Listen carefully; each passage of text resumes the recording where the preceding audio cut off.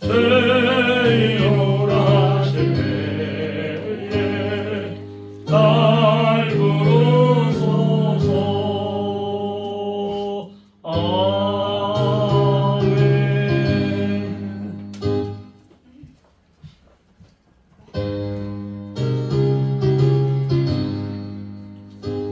기도로 준비하시겠습니다.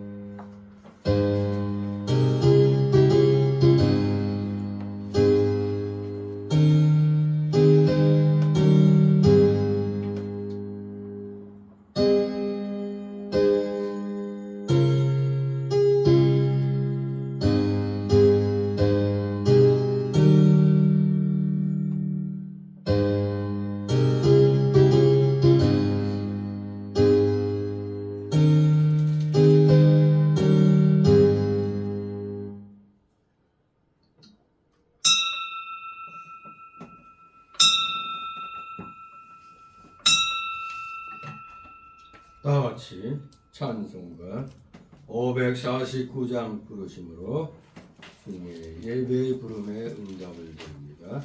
549장.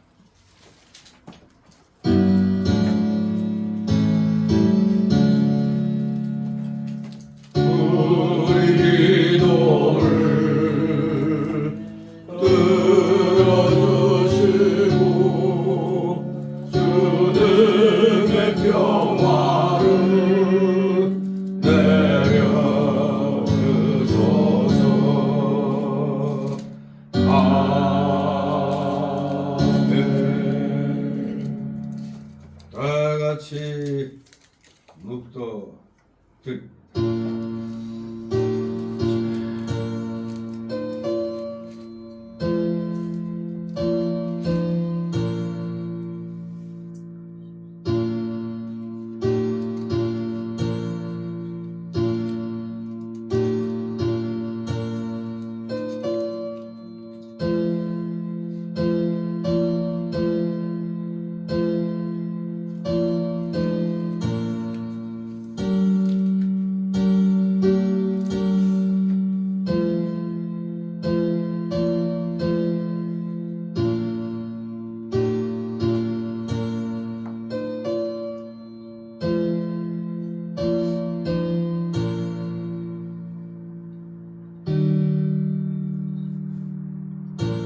나는 포도나무여 너희는 가지니 저가 내 안에 내가 저 안에 있으면 이 사람은 과실을 많이 맺나니 나를 떠나서는 너희가 아무것도 할 수 없음이라. 아멘. 다 같이 일어나셔서 찬송가 547장 하나님 앞에 올립니다.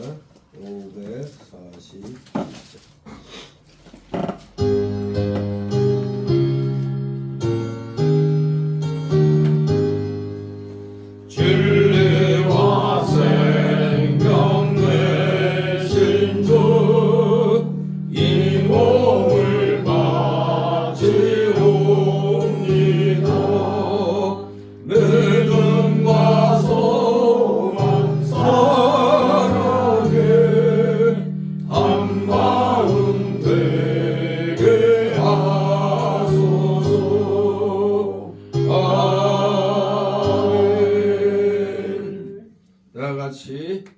십계명 교독합니다. 찬송가 또는 성경 맨 뒤 두꺼운 겉껍데기 안쪽에 십계명이 있습니다. 사도신경은 맨 앞이고 십계명은 맨 뒤쪽에 있습니다. 제가 먼저 있습니다. 제1은 너는 나 외에는 다른 신들을 내게 계말지니라. 제1은 너를 위하여 신을 만들지 말고 또 이로 하늘에 있는 것이나 아래로 땅에 있는 것이나 땅 아래 물속에 있는 것에 아무 형상이든지 만들지 말며 그것들에 경찰하지 말며 그것들을 섬기지 말라. 제3은 너는 너희 하나님 여호와 이름을 망령되이 일컫지 말라. 제3은 상식을 기억하여 거룩히 지키라. 제5는 네 부모를 공경하라. 제6은 살인하지 말지니라. 제7은 간음하지 말지니라. 제8은 도둑질하지 말지니라. 제9는 내 이웃에 대하여 거짓 증거하지 말지니라. 제10은 내 이웃의 집을 탐내지 말지니라. 아멘. 다 같이 사도신경으로 신앙고백 드립니다. 전능하사 천지를 만드신 하나님 아버지를 내가 믿사오며 너의 아들 우리 주 예수 그리스도를 믿사오니 이는 성령으로 잉태하사 농경녀 마리아에게 나시고 본디오 빌라도에게 고난을 받으사 십자가에 못 박혀 죽으시고 장사한 지 사흘 만에 죽은 자 가운데서 다시 살아나시며 하늘에 오르사 전능하신 하나님 우편에 앉아 계시다가 저리로서 산자와 죽은 자를 심판하러 오시리라. 성령을 믿사오며 거룩한 공예와 성도가 서로 곁하는 것과 죄를 사하여 주시는 것과 몸이 다시 사는 것과 영원히 사는 것을 믿사옵나이다. 아멘. 같이 찬송가 1장 하나님 앞에 올립니다. 찬송가 1장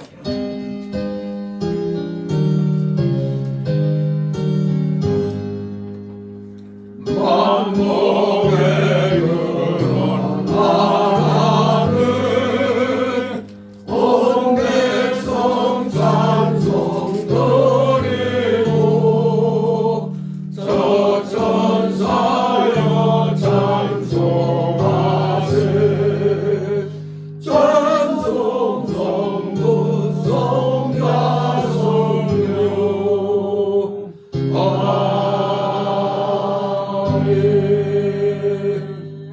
그 자리에서 하나님 말씀 받습니다. 오늘 주일 오전에 주시는 말씀은 신약성경 요한복음 21장 1절에서 14절까지의 말씀 제가 봉독해 올립니다. 요한복음 21장 1절에서 14절 제가 봉독합니다. 그 후에 예수께서 디베랴 바다에서 또 제자들에게 자기를 나타내셨으니 나타내신 일이 이러하니라. 시몬 베드로와 디두무라는 도마와 갈릴리 가나 사람 나다나엘과 세베다의 아들들과 또 다른 제자들이 함께 있더니 시몬 베드로가 나는 물고기 잡으러 가노라 하매 저희가 우리도 함께 가겠다 하고 나가서 배에 올랐으나 이 밤에 아무것도 잡지 못하였더니 날이 새어갈 때 예수께서 바닷가에 서셨으나 제자들이 예수신 줄 알지 못하는지라. 예수께서 이르시되 얘들아 너희에게 고기가 있느냐 대답하되 없나이다. 가라사대 그물을 배 오른편에 던지라 그리하면 얻으리라 하신대 이에 던졌더니 고기가 많아 그물을 둘 수 없더라. 예수의 사랑하시는 그 제자가 베드로에게 이르되 주시라 하니 시몬 베드로가 벗고 있다가 주라 하는 말을 듣고 겉옷을 두른 후에 바다로 뛰어내리더라. 다른 제자들은 육지에서 상거가 불과 한 50간쯤 되므로 작은 배를 타고 고기 든 그물을 끌고 와서 육지에 올라오니 숯불이 있는데 그 위에 생선이 놓였고 떡도 있더라. 예수께서 가라사대 지금 잡은 생선을 좀 가져오라 하신대 시몬 베드로가 올라와서 그물을 육지에 끌어올리니 가득히 찬 큰 고기가 153마리라. 이같이 많으나 그물이 찢어지지 아니하였더라. 예수께서 가라사대 와서 저간을 먹으라 하시니 제자들이 주신 줄 아는 고로 당신이 누구냐 감히 묻는 자가 없더라. 예수께서 가셔서 떡을 가져다가 저희에게 주시고 생선도 그와 같이 하시니라. 다같이 14절. 이것은 예수께서 죽은 자 가운데서 살아나신 후에 세 번째로 제자들에게 나타나신 것이라. 아멘. 모두 제자리에 앉아주시 바랍니다. 이 시간 하나님 앞에 목회를 올립니다. 거룩하시며 전지전능하신 하나님 아버지, 이 세상 천하 우주 만물을 아무것도 없는 가운데서 오직 말씀으로 창조하시고 그 모든 것들이 하나님의 기뻐하시는 뜻에 따라 질서정연하게 모든 것이 합력하여 선을 이루는 방향으로 진행되도록 경영하시니 그 놀랍고도 크신 섭리와 경륜에 오늘도 살아가시는 자녀들 2025년도도 이제 23일 정도 남겨놓은 이 시점 12월 첫 번째 주일날 이 마지막 달을 갖다 또 이렇게 주님 앞에 온전히 경배드림으로 시작해 하여 주셨사오니 진심으로 아버지 이들의 중심을 받아 흠양하여 주옵시고 이들의 찬송과 존귀와 감사와 영광 주님 홀로 받으시옵소서. 저희들은 감히 주님 앞에 아랠 말씀이 없나이다. 주님이 십자가 대속의 보혈공로로 저희들을 영원한 지옥에서 영생복락의 천국으로 구원하여 주셨건만 우리가 과연 이 세상에 사는 동안 얼마만큼 합한 삶을 살았는가를 이제 2025년도를 보내는 마지막 이 10월달을 우리는 맞이하여 또 각자 많은 생각을 하게 합니다. 과연 올 한 해 동안 하나님이 베풀어 주신 은혜에 비하여 우리가 얼마만큼 충성을 했는가를 우리 모두 곰곰이 되짚어 보기를 소망합니다. 너무나 어려운 그런 한 해였습니다. 우리 기독교계가 처한 현실도 그렇지만 이 기독교계를 보호하고 있는 이 나라가 그야말로 마귀들의 손아귀에서 자유민주주의 체제가 흔들리고 공산화의 길로 지금 가고 있는 가운데 이 중요한 기로에 우리가 지금 놓여 있는데도 여전히 깨닫지 못하고 파수꾼의 사명을 감당하지 아니하고 그저 내 한 몸 내 한 교회만 무사하면 되는 것으로 착각하는 어리석은 목자들이 어리석은 교인들이 이 땅에 너무나 많이 있습니다. 행여 이 어리석음을 주님께서 징계하시기 위하여 저희들에게 이런 환난을 주신 것은 아닌지 방향으로 지금 우리나라뿐만 아니라 전 세계가 지금 혼란 속에 있습니다. 유럽에서는 러시아와 나토 연합군이 일촉즉발해 거의 제3차 세계대전이 일어날 것 같은 그러한 대치를 하고 있는데 우리나라는 어찌하여 하나님이 세우시고 우리를 돕도록 한 미국과의 관계를 깨뜨리고 저 사악한 전 세계 모든 악의 근원이 되는 중국 공산당과 손잡고 북한의 저 악한 주사파 저 세력들과 아버지 손잡고 이 나라를 1910년도에 일제에게 넘긴 을사오족과 같은 자들이 이 땅에 차고 넘치는 것 같습니다. 그러나 이에 푸년이 붕괴하여 일어난 우리 기독교의 사랑하시는 자녀들이 있나이다. 대한민국의 애국자들이 있나이다. 이들의 목소리를 주님께서는 반드시 기억하여 주실 줄 믿습니다. 이 혼란 가운데 이 위기 가운데서 하나님을 경외하고 하나님께 모든 것을 의지하고 나가는 진정한 기독자들이 있기에 하나님께서 오늘 이 시간까지 이 대한민국 기독교계를 붙들고 계시는 줄 믿습니다. 우리 모두 정신 차려 깨어 기도하며 주님이 주시는 강력한 그 성령의 권능에 힘입어 악의 세력과 맞서 싸우는, 그리하여 마침내 승리를 쟁취하는 진정한 하나님의 자녀들, 기독교 우리 십자가의 정병들 다 되게 하여 주시옵소서. 감사드립니다. 마귀는 멸할 대상이지 우리가 타협할 대상이 아니라는 걸 분명히 다시 한번 대한민국 기독교계의 아버지 모든 성도들이, 특히 목사들이 똑바르게 인식하게 하여 주시옵소서. 마귀는 반드시 멸해야 됩니다. 우리는 이 각오로, 멸하지 못하면 우리가 죽는다는 각오로 우리 모두 최선을 다하여 진리의 말씀 안에 굳건히 서서 성령의 충만함으로 이렇게 의의 갑옷을, 진리의 갑옷을 입고 이 약한 대적들을 멸하는데 최선을 다하는, 앞장서는 사랑하시는 우리 기독교인들, 하나님의 자녀들 다 되게 하여 주시옵소서. 감사드립니다. 사랑하시는 자녀들, 이제 한 해를 되돌아보면서 베풀어 주신 은혜를 기억하여만 하겠나이다. 그저 우리는 입만 열면 불평 불만이 너무 많이 나오고 있는데, 한편으로 하나님이 우리에게, 나에게 올 한 해 베풀어 주신 은혜를 우리 모두 세워볼 수 있는 자들 다 되게 하여 주옵소서.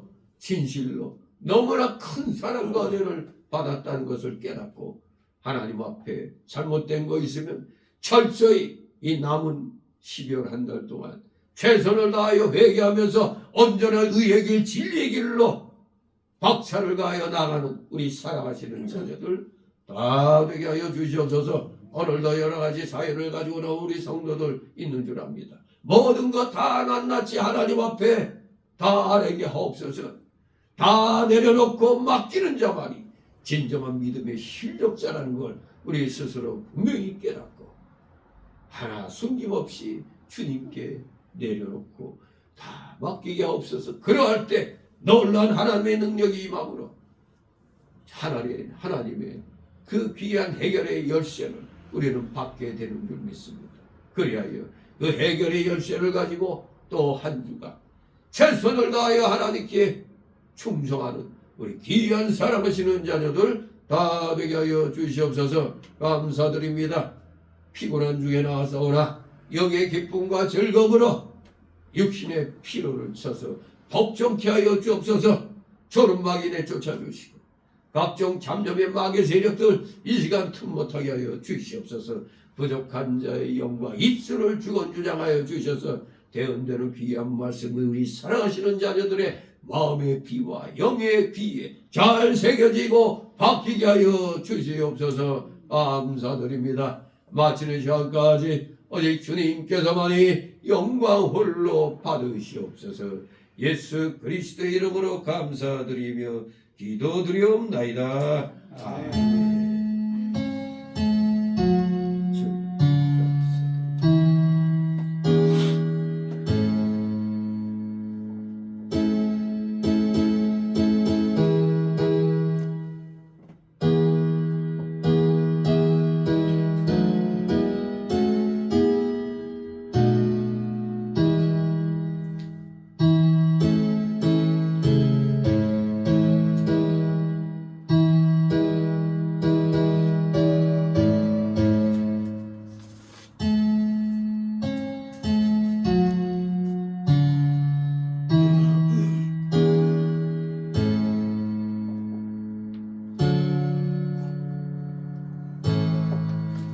다같이 찬송가 355장 하나님 앞에 내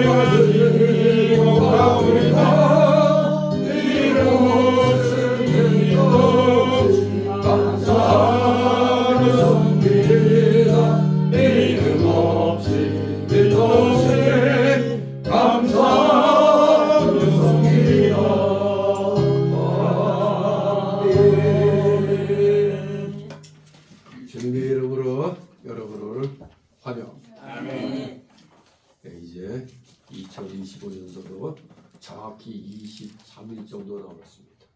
우리 남은 기간 동안 내년도를 또 하나님께서 복되게 해주시기를 바란다면 우리가 올 한 해 동안 하나님 앞에 불충했던 것들 다 남김없이 생각나게 해주셔서 철저히 회개하고 우리 2026년도를 맞이하는 여러분 되기를 소망합니다.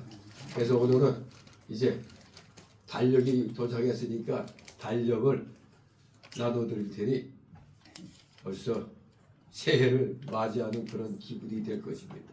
아무튼 새 달력을 받으면서 다시 한번 우리 자신의 그 잘못된 점들을 하나님 앞에 다 낱낱이 고하면서 감사함으로 올 한 해를 진심으로 마감하시는 여러분 되시길 소망합니다. 오늘 여기 이 요한복음 21장 이 14절의 내용은 세상이 너무 고달퍼서 믿음이고 뭐고 다 필요 없다 이런 사람들이 우리 주위에 많이 있죠. 그러나 하나님의 택한 자들은 한 번 택자는 영원한 택자라는 것이 우리 개혁주의, 우리 칼빈주의의 핵심이죠. 한 번 택자는 영원한 택자인 것입니다. 하나님이 끝까지 책임져 주시는 겁니다. 칼빈주의 5대 교리 가운데 맨 5번째가 뭐예요? 성도의 견인입니다.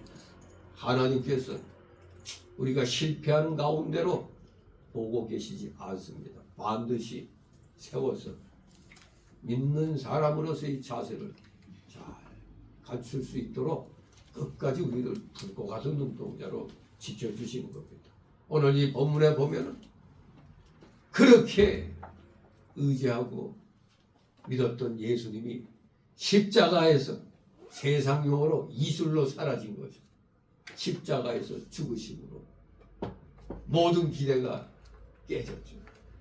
그렇게 3년 동안 쫓아다니면서 예수님이 무려 3번씩 십자가의 그 부활을 분명히 얘기해 주셨건만 막상 처참한 십자가 사건을 당하고 나니까 요즘 말로 멘붕에 빠져버린 겁니다.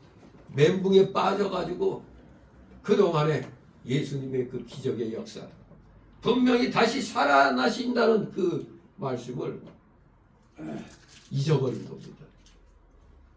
물론 마음속에는 긴가민가 이런 마음이 들었지만 결국 이들의 그 최종 행동을 보니까 다 끝났구나 하는 것을 우리가 읽을 수가 있습니다. 왜? 복음 전도자의 자세에서 지금 어디로 가버렸어? 에라 옛날 고기잡이 하던 시절로 가서 먹고나 살아야 되겠다. 옛날로 돌아간 것을 우리는 여기서 보게 됩니다. 그런데 바로 이들에게 예수님이 나타나신 겁니다. 여기 보면 7 제자에게 나타나신 일화를 소개하고 있는데 이 일화 속에서 우리는 2가지 사건을 연상하게 됩니다. 하나는 누가복음 5장 1절 11절에 일찍이 호수에서 있었던 예수님과 베드로와의 만남이었습니다. 누가복음 5장 5절에 보면 그때도 제대로 고기를 못 잡았어요. 그래서 예수님이 지시했더니 뭐라고 했습니까? 말씀에 의지하여 내가 그물을 내리리다 하는 그 내용과 또 다른 하나는 요한복음 6장 1절 15절에 오병이어의 기적입니다. 오병이어의 기적. 어떤 의미가 있느냐? 이 예수님과 베드로와의 이 조우 사건과 이 오병이어의 기적 사건 이 발생 지점이 어디냐? 공통점이 바로 갈릴리 부근이었다는 겁니다. 그 오병이어의 6장 1절에 보면 바로 갈릴리 부근이었음을 알 수가 있습니다. 누가복음 5장도 마찬가지죠. 호수이, 그게 갈릴리 호수입니다. 더군다나 또 시간이, 발생했던 시간이 6월절을 전후했다는 겁니다. 6월절. 또 떡과 물고기가 있었다는 점. 9절 13절에 여기 보면 서로 비슷합니다. 이 모두가 제자들의 향수를 불러 일으킨 만한 그러한 사건이었어요. 지난날 그때가 떠오르는 겁니다. 근데 오늘 이들도 허탕을 치고 있을 때 예수님이 나타나신 겁니다. 한마디로 우리는 이 오늘의 사건을 통해서 포기하고 그저 인본주의로 돌아가, 즉 불순종의 삶을 사는 자는 실패한다는 걸 가르쳐 줍니다. 그러면서 말씀에 의지하여 또 순종하여 사는 자는 성공의 삶을 쟁취하게 된다는 걸 오늘 이 1절 14절에서 가르쳐 주는 겁니다. 그래서 오늘 1절 14절을 크게 두 단락으로 나누어서 살펴봅니다. 첫 번째 단락은 1절 5절. 말씀을 떠나 불순종의 삶을 사는 자는 실패한다 이겁니다. 말씀을 떠나, 이게 중요한 겁니다. 말씀을 의지하고 나가야 되는데 우리는 죽는 순간까지 말씀에 의지하여 나가야 됩니다. 그런데 말씀을 떠나 먹고 살자, 먹고 사는데 힘을 써야겠다. 허망한 것 쫓아가 봐야 뭐 하겠노 하면서 말씀을 떠나 불순종의 삶을 사는 이러한 결과는 실패가 기다리고 있는 겁니다. 두 번째 단락으로 6절 14절. 말씀에 순종하는 자가 성공한다는 것입니다. 성공의 비결이 바로 여기에 나온 겁니다. 말씀에 순종하는 삶. 그것이 바로 성공의 비결입니다. 자, 여러분 첫 번째 단락으로 1절 5절. 말씀을 떠나 불순종의 삶을 사는 자는 반드시 실패한다 이겁니다. 1절 읽습니다. 그 후에 예수께서 디베랴 바다에서 또 제자들에게 자기를 나타내셨으니 나타내신 일이 이러하니라. 아멘. 그 후에 사실 그 20장까지는 부활하신 주님이 유대에 나타난 것을 기록해서라, 여기 21장에서는 갈릴리에서 나타난 사실을 기록하고 있습니다. 사실 학자들 중에는 사실 요한복음이 20장 앞에 20장 30절 31절에서 끝났을 것이라고 보는 견해가 있습니다.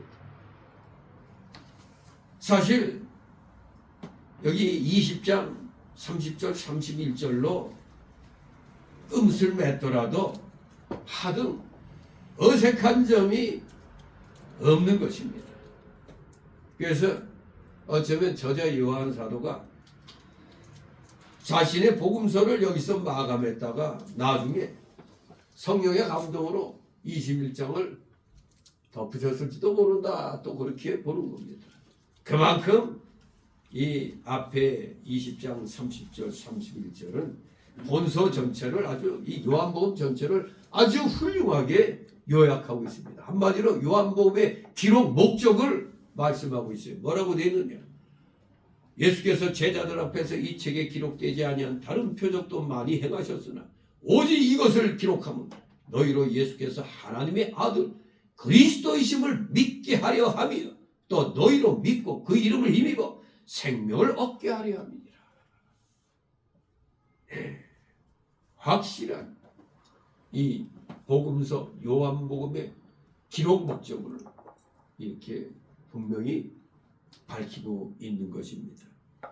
아무튼 독자들로 하여금 예수님께서 하나님의 아들이심을 믿고 생명을 얻게 하려고 그런 목적으로 이 저술된 이 요한복음서는 다시 한번 말씀드리지만 20장 31절에서 결배를 맺었다고 볼 수 있습니다.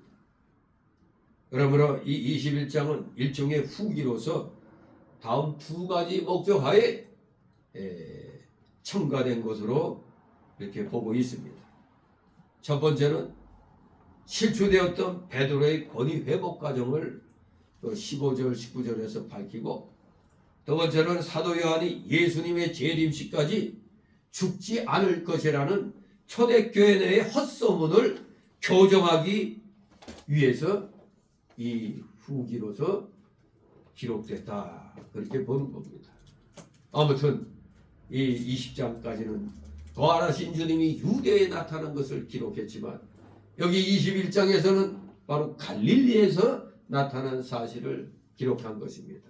그러므로 오늘 이 본문은 부활하신 예수님께서 세 번째 제자들에게 나타나신 사건을 증거하는 겁니다. 바로 그것은 그가 디베랴 바다에서 나타나신 사건이었습니다. 디베랴 바다, 디베랴 바다는 다른 이름으로는 갈릴리 바다 또는 게네사렛 호수라고도 불립니다. 한 세 가지 이름을 갖고 있어요. 게네사렛 호수다, 디베랴 바다다, 갈릴리 바다다, 이렇게 불립니다. 바로 이것이 왜 중요하냐? 이곳에서 바로 예수님께서 제자들을 부르셨던 곳입니다. 제자들을 부르셨던 것, 베드로가 예수님의 제자 되기 전에 오랫동안 생업을 유지하던, 그 오랫동안 고기잡이하던 바다였던 겁니다. 우리 예수님께서는 지난날 3년 전에 갈릴리 해변에 다니시다가 시몬 베드로와 그 형제 안드레가 바다에 금을 던지는 것을 보시고 뭐라고 명령했습니까? 나를 따라오라. 내가 너희로 사람을 낚는 어부가 되게 하리라. 부르셨더니 어떻게 했다고요? 예, 알겠습니다. 좀 더 생각해 보고요. 부모님께 말씀드려 보고요. 그랬어요? 즉시 곧, 이게 중요합니다. 즉시 그물을 버려두고 그를 쫓아타고 마태 4장 18절 20절에 기록하고 있습니다. 이제 여러분 2026년도 또 이제 직분을 또 발표를 이달 안에 해야 되는데, 아유 나는 못해 이거 없습니다. 아니 여기 예수님이 제자들 부르실 때 명령했더니 뭐라고요? 즉시. 여러분들에게도 직분이 임명되면 알겠습니다 하면 되는 거예요. 아멘 하면 되는 겁니다. 이 핑계 저 핑계 대고 하는 거, 이거는 하나님 자녀로서의 옳지 못한 행동인 것입니다. 목회자 말이 인간의 말로 받으면 안 돼요. 성경 말씀 안에서 진리로 말씀드릴 때는 목회자 입을 통해서 하나님이 말씀 주시는 겁니다.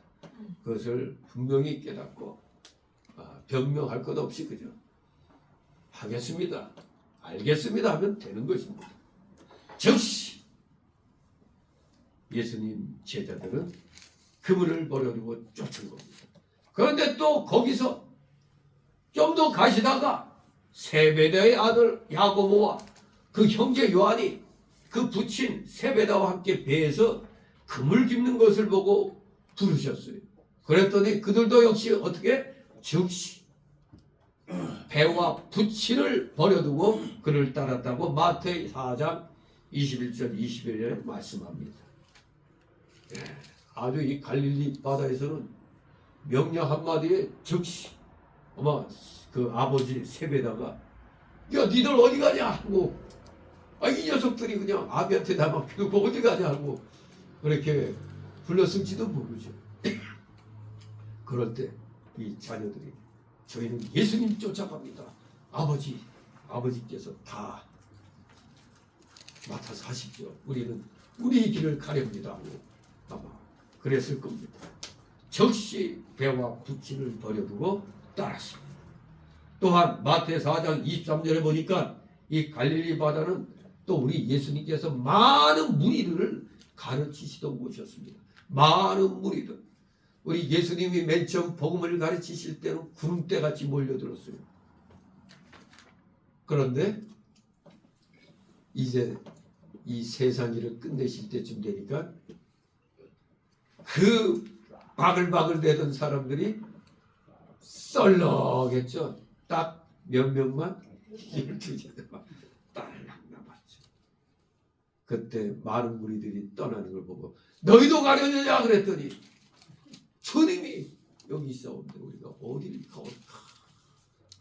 그래도 역시 3년 동안에 그 예수님의 그 수고가 12 제자들에게 남아 있었던 것이죠. 오늘날에도 우리가 전에 코로나 팬데믹 겪었을 때 보면 대형 교회가 다 안 나왔죠. 그냥 뭐 스태프만 20명 뭐 인정받은 스태프만 나와서 사랑의 교회 같은 경우는 여러 번 앉는 자리에 교인들 큰 사진만 딱 놓고 마치 아주 비겁한 그런 모습들을 보였죠. 그게 마치 적어도 거기에 부교육자들이 있었다면, 중직자들이 있었다면 우리는 끝까지 정부에서 우리를 잡아가지고 우리는 예배 드린다. 딱 그렇게 나왔어야 돼요. 오죽하면은 그때 정권 잡은 자들이 속으로는 떨었다는데 이래가지고 기독교계가 엄청 반발할 것으로 봤는데 이게 웬일? 아주 고분고분하잖아. 그러니 요것들 아무것도 아니에요.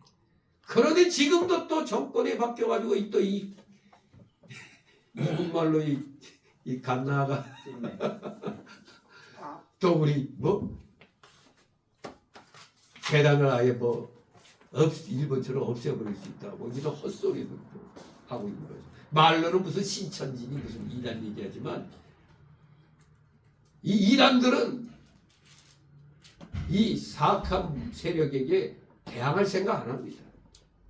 그러니 결국 누구를 지칭하는 거예요? 광화문 애국 세력을 지칭하는 것입니다.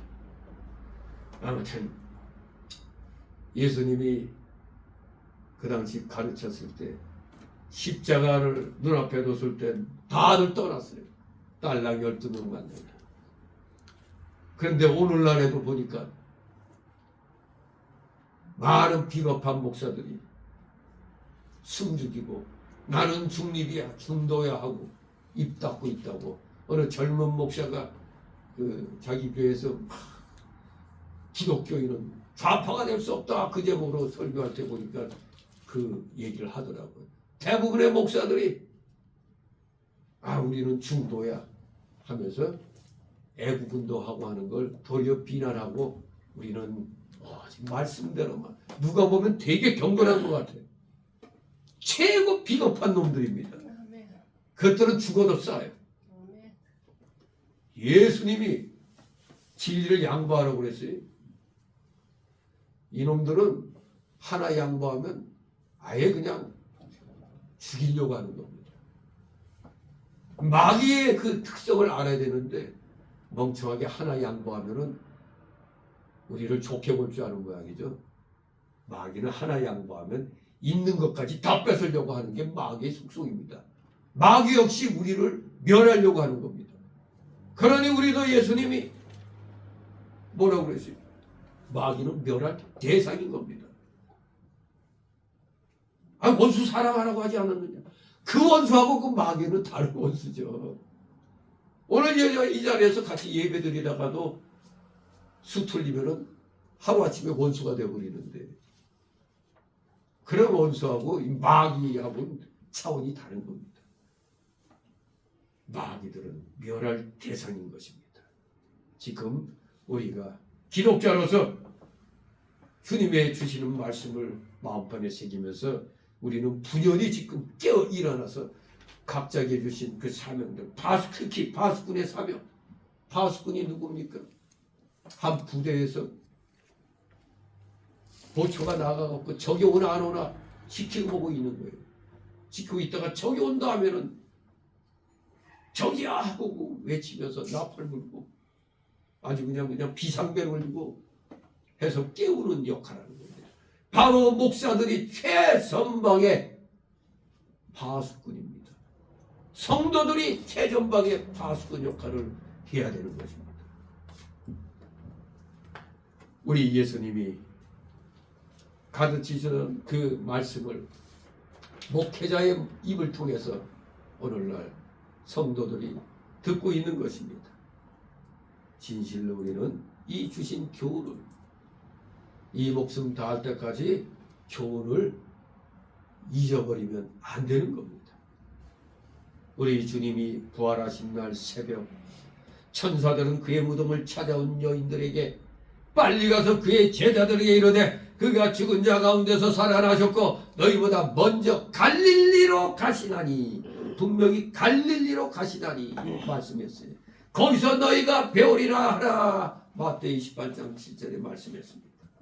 또 길에서 나타나셔서 마태 28장 10절에 보니까 무서워 말라, 가서 내 형제들에게 갈릴리로 가라 하고 거기서 나를 보리라 또 말씀하셨어요. 또 마태복음 28장 16절은 11제자가 갈릴리에 가서 예수님의 명하신 산에 이르러 부활하신 주를 보았다고 증거합니다.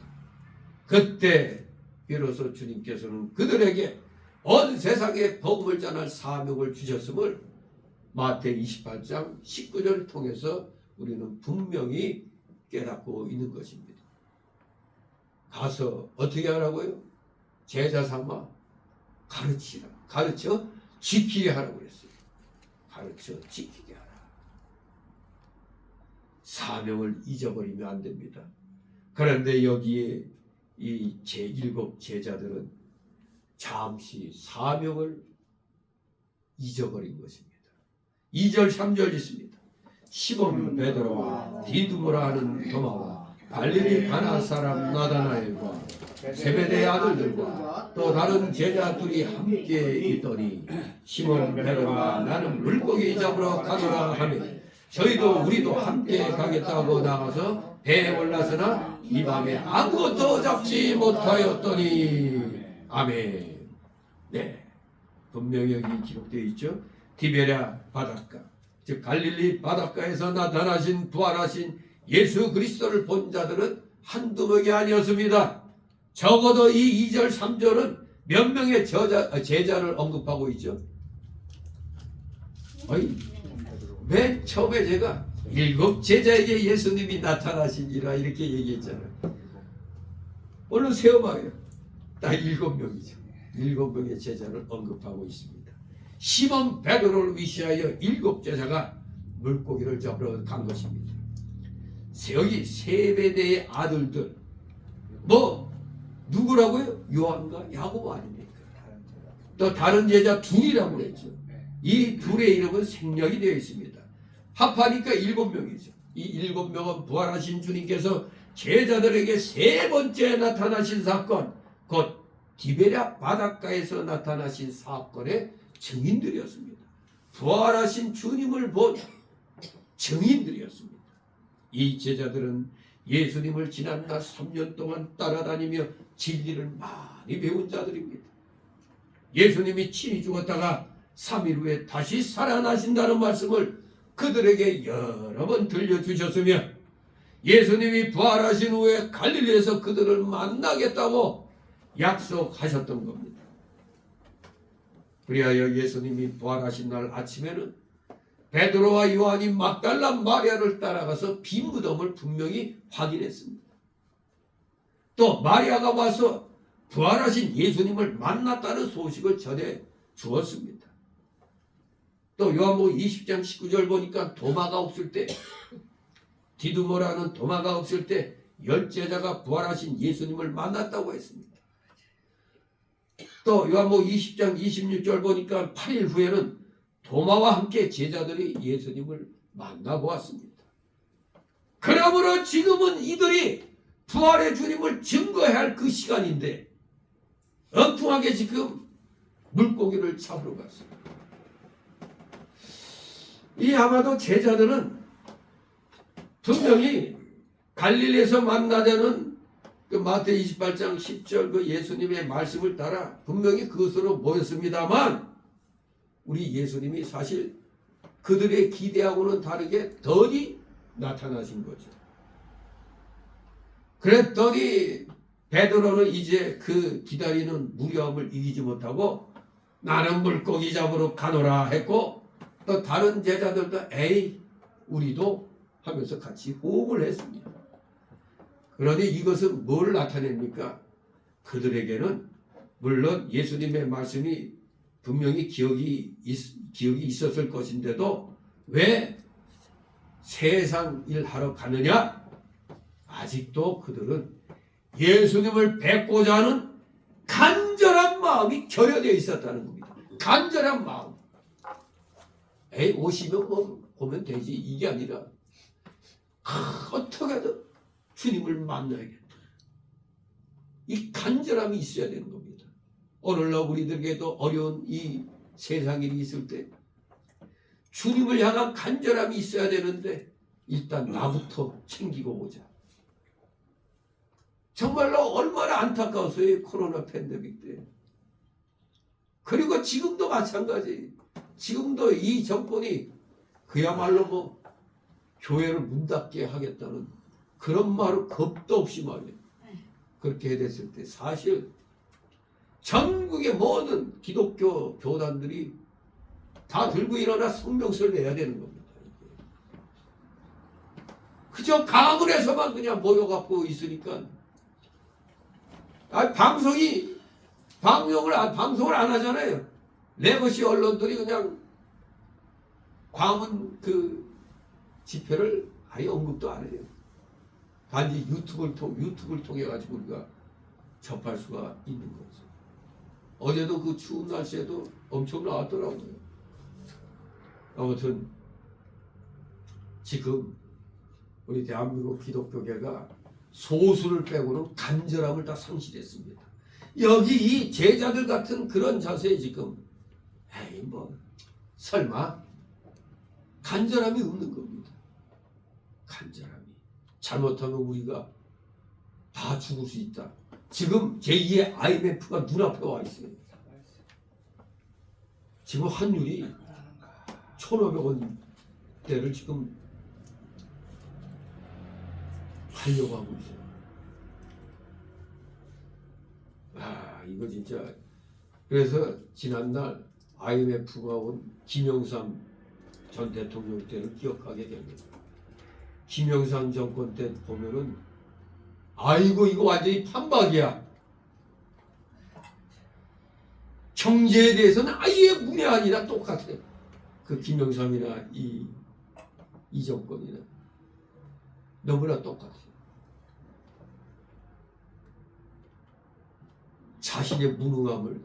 자신의 정부의 무능함을 감추려고 전직 대통령 둘을 갖다 잡아놓고 거기에다가 또 조선 총독부였던 거 중앙청으로 쓰고 있던 그 건물도 갑자기 옮기고 그 두들가 부수고 다른 데는 이제 옮겨놨죠. 박물관을 쓰고 있죠. 그때 지금 그런 거 할 때가 아니었어요. 근데 국민들의 그 시선을 돌리고자 경제 정책의 실패를 만회하고자 그렇게 무리수를 뒀더니 일본이 돈을 싹 빼가버린 거예요. 그래서 급격하게 IMF를 맞은 거라고 합니다. 그래서 일본에 왜 그때 그 돈을 그렇게 우리 투자한 돈을 뺐느냐 그러니까 괘씸해서. 왜? 느닷없이 그냥 반일 갖다 감정을 불러일으켰거든. 김영삼이가 자기의 그 경제의 무능함을 감추려고 전직 대통령 불도 가지고. 그리고 가장 악한 짓이 뭔지 아십니까? 5.18 특별법을 만든 거예요. 누구하고? 저 홍준표 저놈하고.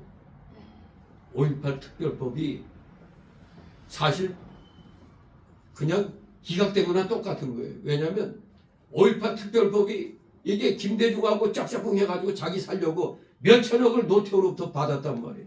그걸 김대중이가 딱 냄새 맡고 내놔. 안 그러면 너 죽어.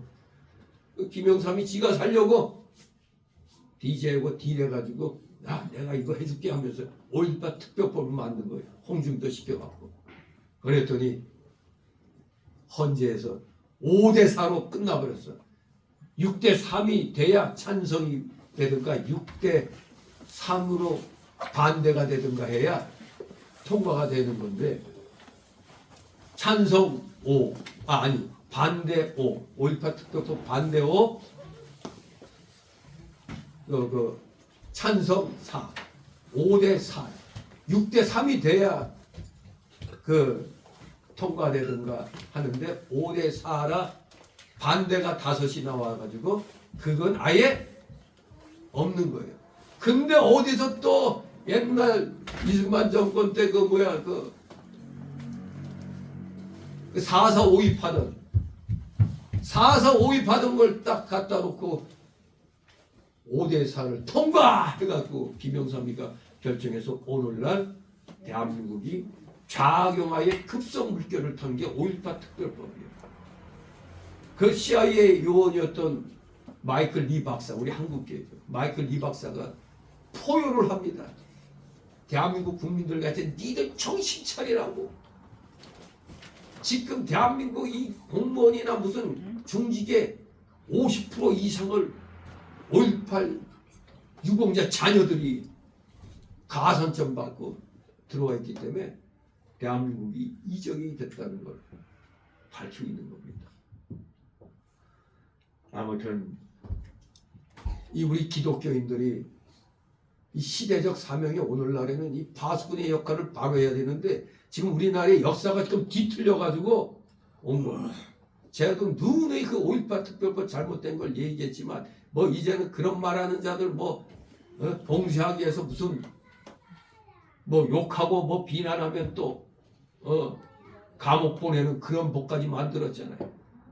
5.18에 대해서 입도 못 뻥끗하게 하잖아요. 그걸 열심히 외치던 지만원 박사는 그냥 감옥에 보내는 거예요. 아니 5.18에 대해서는 입도 뻥끗 못하게 해놓은 겁니다. 다 이것은 기독교인들의 어리석음 때문에 그런 겁니다. 불의한 일이 이 땅에 일어나면 우리 기독교계는 종교계는 크게 말하면 종교계는 이 정권에 대해서 분연히 그걸 항의해야 돼요. 그게 종교분리입니다. 정권은 절대 이 종교계에 대해서 간섭하면 안 되는 겁니다. 이당같이 국민들의 삶을 어지럽히고 재산 뺏고 하는 그런 거야 현행법으로 다스릴 수 있지만 정상적인 이 기독교계 종교계는 이 정부는 노탓입니다. 그게 우리 헌법에도 보장되어 있고 미국에서의 그 기독교계가 우리나라에 선교했기 때문에 미국의 정교 분리도 우리의 헌법과 마찬가지입니다. 정권은 종교에 대해서 간섭할 수 없는 겁니다. 그런데 어디서 그냥 가짜가 부정선거로 된 녀석이 도리어 그냥 우리 종교계, 기독교계를 죽이려고 하고 있잖아요. 헌법을 유린하고 있습니다. 다 책임은 누구냐? 우리 기독교계, 목사들에게 제일 책임이 있는 겁니다. 여기 제자들도 주님이 맡겨주신 사명을 잊어버리고 아니 정확히 말하면 간절함이 사라져서 에이 내 한 몸 좀 일단 좀 편하고 보자 이런 마음 자세가 대한민국 기독교계에도 그대로 지금 요들의 지금 여기 잠시 사명감을 잊어버리고 세상으로 나간 이 제자들의 모습과 오늘날 대한민국 기독교계의 모습이 똑같은 겁니다. 사명을 잃어버렸어요. 잊어버렸습니다. 진실로 많은 예수님의 기적 사건을 목도한 이들이 어떻게 부활의 주님을 지들 눈으로도 봤는데도 증거하는 삶을 살려고 해야 되는데 그저 예수님이 더디 온다고 말이에요.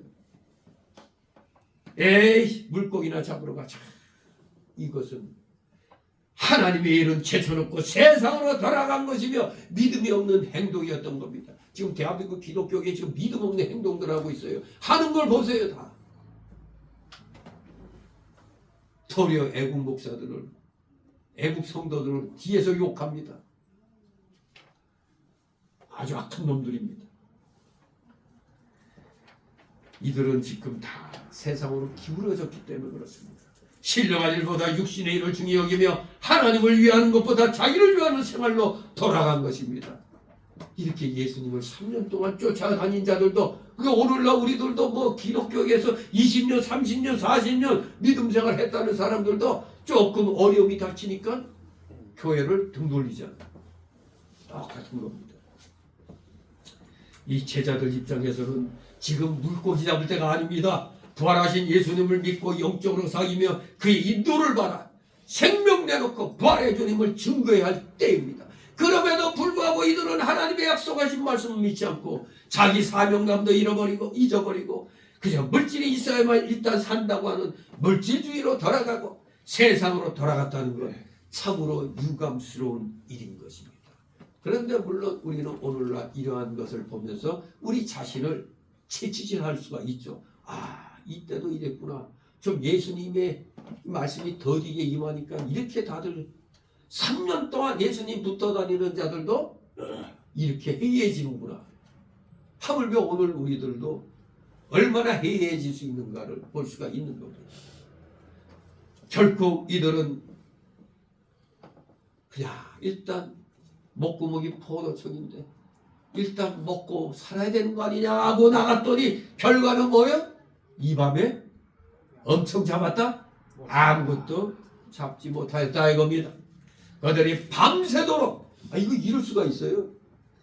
이들은 물고기 잡는 전문가죠. 어부들 아니에요. 어부들. 전문가예요. 전문가. 그런데 밤새도록 애를 썼는데 물고기를 못 잡았어요. 분명히 이들은 전문가입니다. 베드로와 요한의 형제들은 어려서부터 갈릴리 바다에서 물고기 잡는 어부로서 고기 잡는 기술이 누구보다도 능통하고 갈릴리 바다의 형편 또한 어느 쪽에 뭐 고기들이 많이 모여있다 이거 알 거 아닙니까? 그러면서 그들은 자기들의 실력을 믿고 고기 있을 만한 데는 다 그물을 내려봤을 겁니다. 정말로 이들은 밤새도록 노력했습니다. 그런데 웬일 물고기 한 마리도 못 잡았어요. 이것은 우리가 어떻게 인정해야 됩니까? 이것은 하나님이 막았기 때문이다. 이들의 실력으로 분명히 잡고도 남아요. 근데 밤새도록 한 마리도 못 잡았다. 그거는 하나님이 이들을 깨우치려고 막은 겁니다. 하나님께서 허락하지 아니하시면 참새 한 마리도 땅에 떨어지지 않는다고 마태 10장 29절에 말씀했습니다. 하나님께서 그렇게 하신 것은 그들이 미워서요. 여놈들 본때를 좀 보여줘야겠다. 그런 게 아니라 사랑하시기 때문이었습니다. 이게 뭔 소리요? 예수님 제자들이 고통당하는 걸 즐기시는 하나님이시니까 사랑하시기 때문에 그들이 밤새도록 고기 잡으려고 했어도 한 마리도 주지 않았던 겁니다. 왜 그렇습니까? 이들이 만약 물고기를 많이 잡았더라면 아이고 내 실력 녹슬지 않았네. 자신감이 있을 거 아니야. 난 지금이라도 당장 세상에 나가면 잘 먹고 잘 살 수 있어. 이런 생각할 겁니다. 그야말로 세상과 물질주의로 기울어져서 예수님이 찾아가도 아마 등 따스고 배부르면 어때요? 좀 생각해 볼게요. 아마 그렇게 나갔을 겁니다. 회개하기 어려울 뻔했어요. 아주. 우리가 이런 실력이 있는데 우리가 왜 생고생하냐. 그렇게 생각했을 수도 있습니다. 그러나 그들이 물고기를 잡지 못하고 실패했기 때문에 하나님을 다시 찾고 예수님 앞에 돌아와 회개할 기회가 생기게 된 겁니다. 성도가 믿는 일을 잘하지 않을 때 하나님이 징계하는 것은 히브리서 12장 5절 6절에서 그들을 사랑하시기 때문이라고 그랬어요.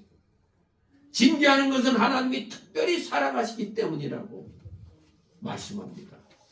아이고 두 번만 사랑했다가 나 굶어 죽겠네. 예? 정말로 우리가 어떤 때는 답답하죠. 나 이거 좀 돼야 되는데 안 되잖아. 그때 괜히 하나님 이러실 수 있습니까? 그렇게 원망이 나올 수도 있어요. 그러나 분명히 히브리서 12장 5절 6절 우리 한번 히브리서 12장 5절 6절 한번 같이 읽습니다. 페이지 수로 367쪽 정도 되겠습니다. 신약성경 히브리서 12장 5절 6절 찾았습니까?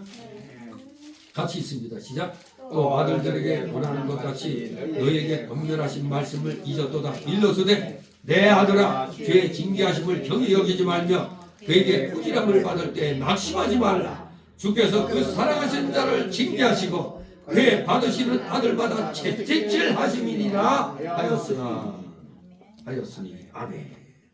예, 그렇습니다.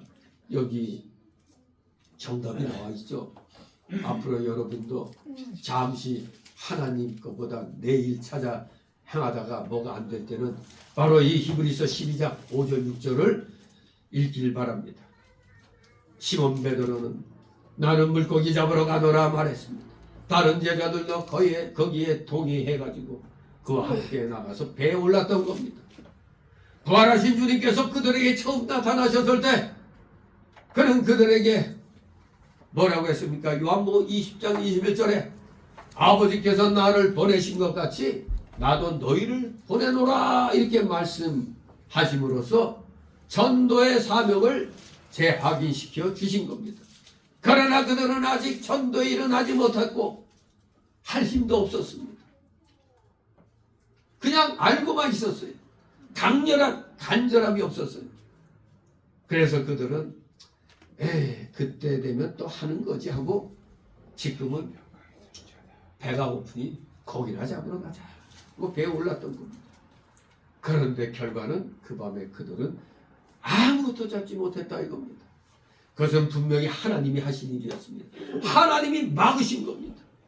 하나님께서는 그들에게 중요한 교훈을 주시기 위해서 그렇게 섭리하셨던 겁니다. 다시 4절 읽습니다. 날이 새어갈 때 예수께서 바닷가에 서셨으나 제자들이 예수신 줄 알지 못하는지라. 아멘. 예, 우리 예수님은 세상으로 기울어진 제자들을 그냥 버려두지 않고 찾아가신 겁니다. 그들이 처음에는 예수님을 보고도 예수님을 알지 못했어요. 왜 알지 못했을까요? 그들의 심령의 눈이 어두워졌기 때문입니다. 믿는 사람의 마음이 세상으로 기울어지고 돈으로 기울어지면 심령의 눈이 어두워지는 겁니다. 믿음 생활에서 떠나게 되는 겁니다. 물질이 장사했더니 물질이 많이 생겨 거기에 그냥 재미가 붙어 교회 일보다 사업하는 쪽으로 마음이 더 가는 겁니다. 엠마오로 내려가던 두 제자들도 지금 예수님이 옆에서 그냥 같이 가는데도 이 심령의 눈이 어두워졌기 때문에 눈이 가려져 갖고 예수님을 알지 못했다고 누가복음 24장 15절 16절에 말씀하고 있어요. 부활하신 예수님이 옆에 같이 동행하는데도 예수님이 좀 미처 못 깨달았다 이겁니다. 그렇습니다. 마찬가지입니다. 오늘날도 믿는 사람이 하나님을 떠나 물질 중심, 육신 중심, 세상 중심으로 기울여져서 돈을 사랑하고 그것을 붙잡으려고 하면 그 사업이 실패하고 심령의 눈이 어두워지는 것입니다. 하나님보다 세상 일이 우선이 되면 처음에는 마귀가 아이고 그래 이제 왔냐 내가 기다렸다고 처음에는 떡을 주는 것 같이 해요. 그러다 나중에 완전히 망하게 만드는 거죠. 마귀의 목표는 우리 성도를 망하게 하는 게 목표입니다. 그걸 알아야 돼요. 세상이 나를 자꾸 이끌면 내가 하나님께로부터 나도 모르는 가운데 멀어져 가는 겁니다. 분명히 알아야 됩니다. 하나님께 한 걸음 멀어질 때마다 점점 세상에서 일은 꼬여가는 겁니다. 실패의 길로 가고야 마는 것입니다. 여기 제자들이 물고기 잡기의 전문가들이 밤새 한 마리도 못 잡았다는 것, 그들의 심령의 눈이 어두워져서 주님이 맡겨주신 사명 다 잊어버리고 그저 세상적으로만 잘 먹고 잘 살겠다는 그 중심으로만 있기 때문에 하나님이 막으신 겁니다. 저들의 어두워진 심령의 눈이 뜨여져야 하겠기에 이들에게 그 육신에 필요한 것을 지금 막으신 겁니다. 5절 있습니다. 예수께서 이르시되 얘들아 너희에게 고기가 있느냐 대답하되 없나이다. 아멘.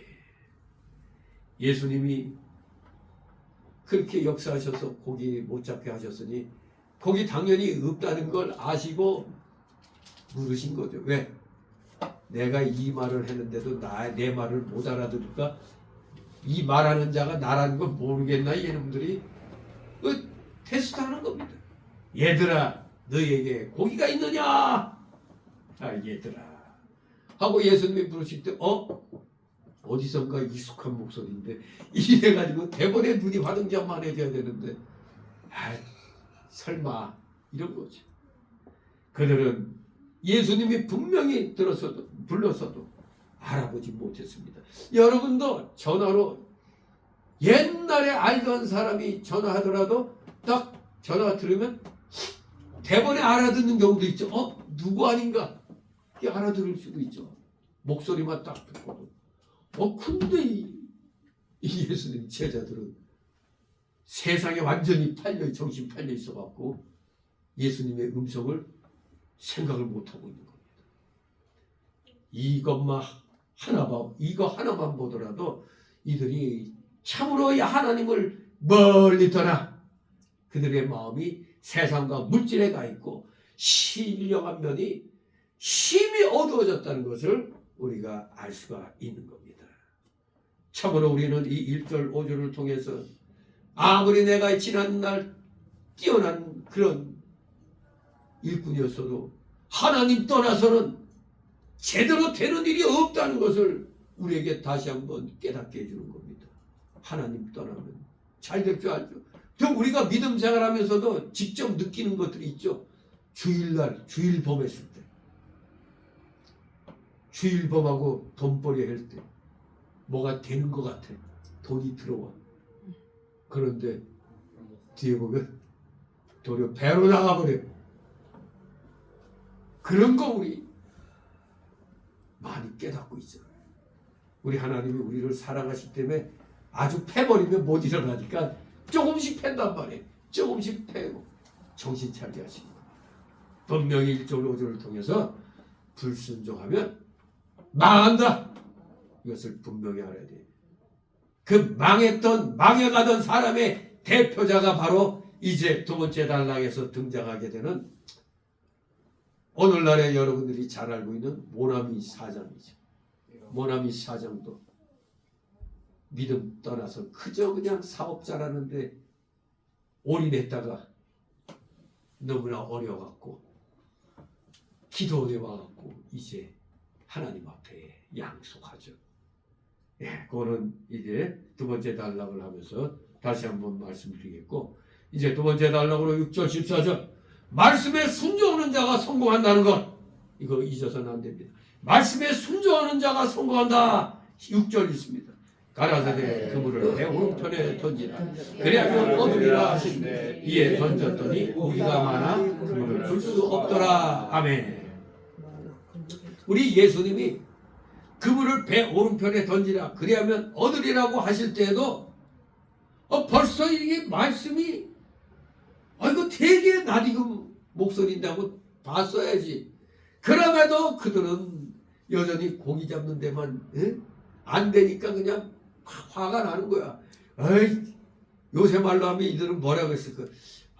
오늘 일진 나쁜데 재수 없어 이러고 있을 거예요. 그러니 예수님이 옆에서 말씀해도 안 들리는 겁니다. 그러니 이들이 얼마나 거기에 몰두했으면 분노하여 몰두하고 있었을 겁니다. 내가 전문가인데 이게 무슨 일이냐 하면서. 그러니 그분이 말씀하시는데도 예수님이신 줄 알지 못했던 겁니다. 이들은 밤새도록 수고했지만 헛수고했고 마침내 날이 새어왔습니다. 바로 그때 예수님께서는 바닷가에 나타나셨습니다. 그가 바닷가에 서셨으나 여전히 제자들은 그가 예수님인 줄 알지 못했습니다. 예수님께서는 그들에게 먹을 것이 있는가 하고 물어보셨습니다. 그들은 없다고 대답했습니다. 그때 예수님께서는 그물을 배 오른편에 던지라, 그리하면 얻으리라 말씀하셨습니다. 그런데 그들이 하도 안 되다 보니까 에이 하고 또 그물을 던졌어요. 그런데 이게 웬일이야? 하도 안 되니까 아이 하면서 그냥 에이 어차피 안 될 거 하고 그래 던졌던 겁니다. 그런데 이게 웬일이요? 고기가 많아가지고 그물을 틀 수 없을 정도였습니다. 기적입니다.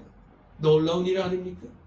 밤새도록 아무것도 잡지 못했는데 고기가 이곳에 다 몰려 있었던 것처럼 보였으니, 그리고 저 사람이 어떻게 여기 오른편에 이 고기 있는 걸 알았을까?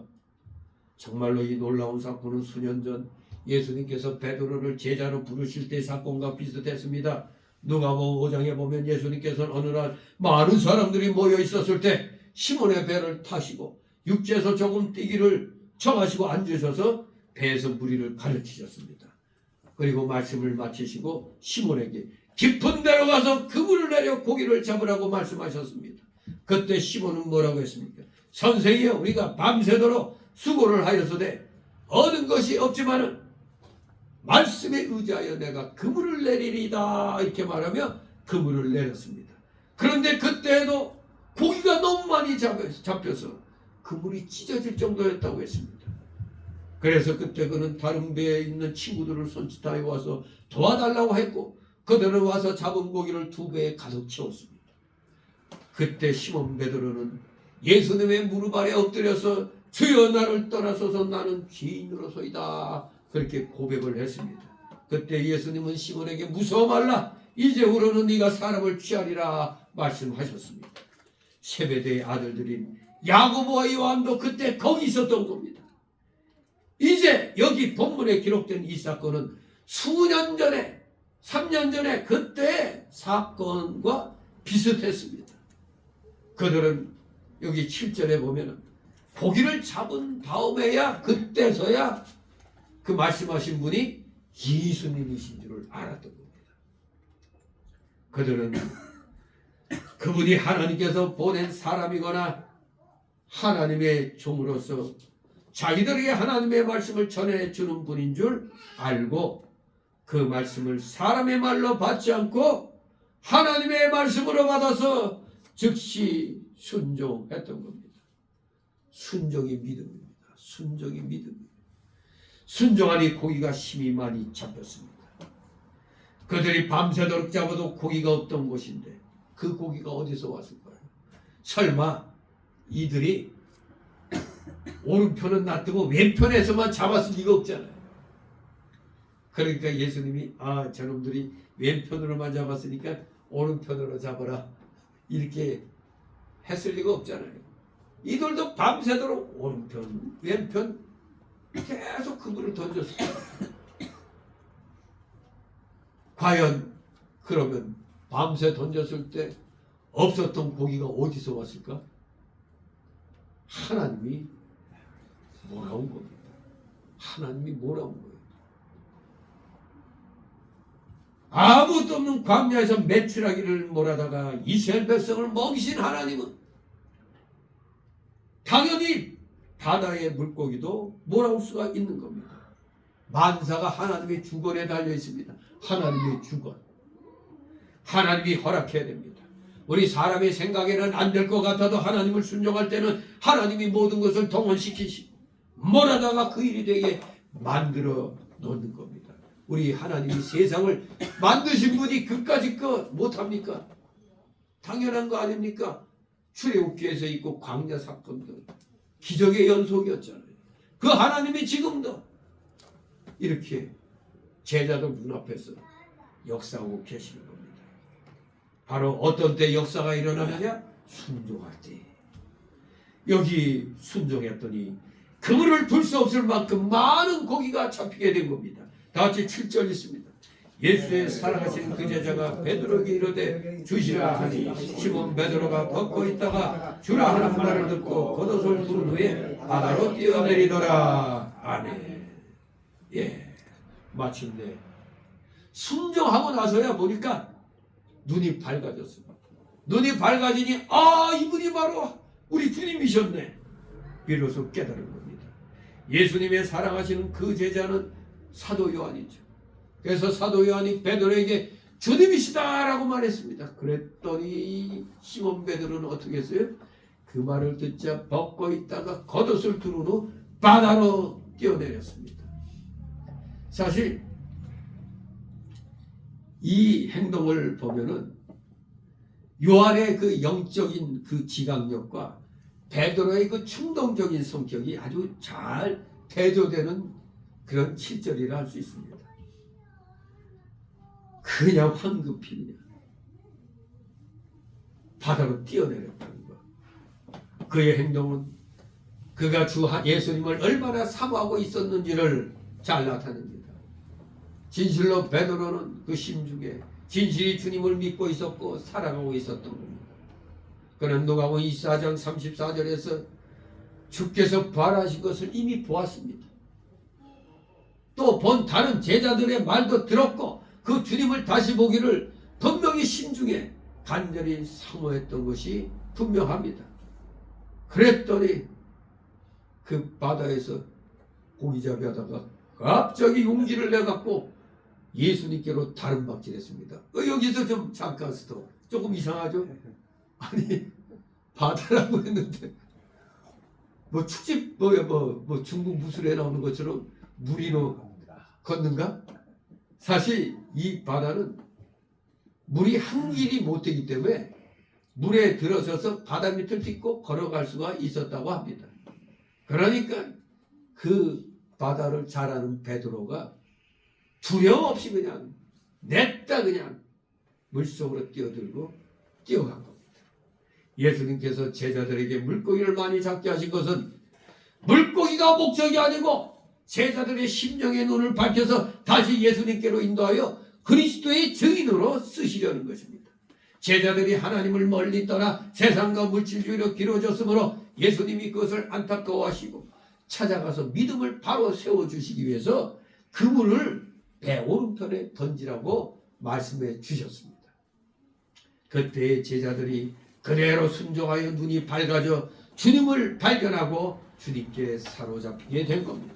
오늘 이 사건은 제자들로 하여금 물고기를 많이 잡게 하는 것이 목적이 아니고 예수님이 제자들을 사로잡는 것이 목적이었음을 알 수가 있습니다. 오늘날 우리 성도들이 하나님의 말씀을 순종하지 못한 것을 찾아서 순종해야 된다는 걸 가르쳐주고 있습니다. 성도가 신령한 눈이 밝아지려면 주의를 지키지 못하는 자는 주의를 지켜야 되고 여전히 11조를 못하는 자는 11조를 하도록 해야 되고 계명을 어기는 자는 그것을 지켜야만 되는 것입니다. 마땅히 고쳐야 될 것은 나에게 부족한 것을 고쳐 나가는 것이 신앙인 것입니다. 그렇게 할 때 심령의 눈이 밝아지고 주님의 음성을 듣게 되고 주님을 좀 더 발견하고 용기가 나서 담대하게 앞으로 다름질해서 나아갈 수가 있는 것입니다. 8절 있습니다. 다른 제자들은 육지에서 산 거나 불과 한 50간쯤 되므로 작은 배를 타고 고기 든 그물을 끌고 와서 아멘. 예, 여기 다른 제자들은 베드로보다는 좀 더 이성적이었던 모양이죠. 차분하게 이제 배를 끌고 왔어요. 근데 육지에서 그 거리가 어느 정도 한 50간쯤 된다고 그랬어요. 50간은 한 300척이라고 그래요. 300척. 네, 한 간은 6척인데 6척은 우리 30cm 자로 계산하면 180cm, 1.8m 됩니다. 한 간이 1.8m면은 50간이면 58에서 45일은 90m 정도. 한 100m 달리기 생각하면 되겠네요. 원문에는 200페쿠스로 되어 있습니다. 페쿠스. 구약에는 한 페쿠스가 한 규빗으로 되어 있고 영어 그 성경도 그 규빗으로 번역되었다고 합니다. 한 규빗은 몇 센치? 여기에서 여기까지 한 45cm 정도 되는 거죠. 팔꿈치에서 손끝까지니까 한 척 반 정도. 한 척이 30cm. 반이면 45cm 정도 됩니다. 그러면 200페쿠스는 300척쯤 되는 겁니다. 따라서 오십가는 아까 계산하니까 90m 가까운 거리에서 예수님과 대화할 수 있었습니다. 우리들도 100m 달리기 할 때도 저 앞에 뛰어! 하면서 소리 듣잖아요. 대화할 수가 있었습니다. 제자들이 작은 배를 타고 그물을 끌고 육지에 올라갔습니다. 9절 있습니다. 육지에 올라오니 숯불이 있는데 그 위에 생선이 놓였고 떡도 있더라. 아멘. 그들이 육지에 올라와 보니 거기에 숯불이 있었고 그 위에 생선이 놓였고 떡도 있었습니다. 그것은 예수님께서 준비해 두신 식탁이었습니다. 예수님께서는 배가 고파서 제자들을 위해서 아침 식사를 준비해 주셨습니다. 그것은 예수 그리스도의 관심과 배려였습니다. 하나님께서는 이렇게 우리의 영육의 필요를 하십니다. 그래서 주님께서는 제자들에게 일용할 양식을 주옵소서라는 기도를 하나님께 드리라고 가르쳐 주셨습니다.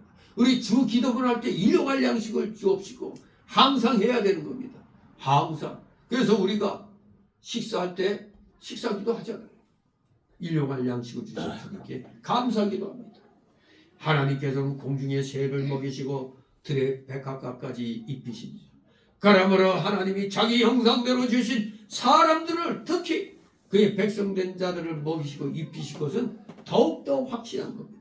하나님은 결코 우리의 영적인 일들에만 관심 두지 않습니다. 영적인 일만 하라 그게 아닙니다.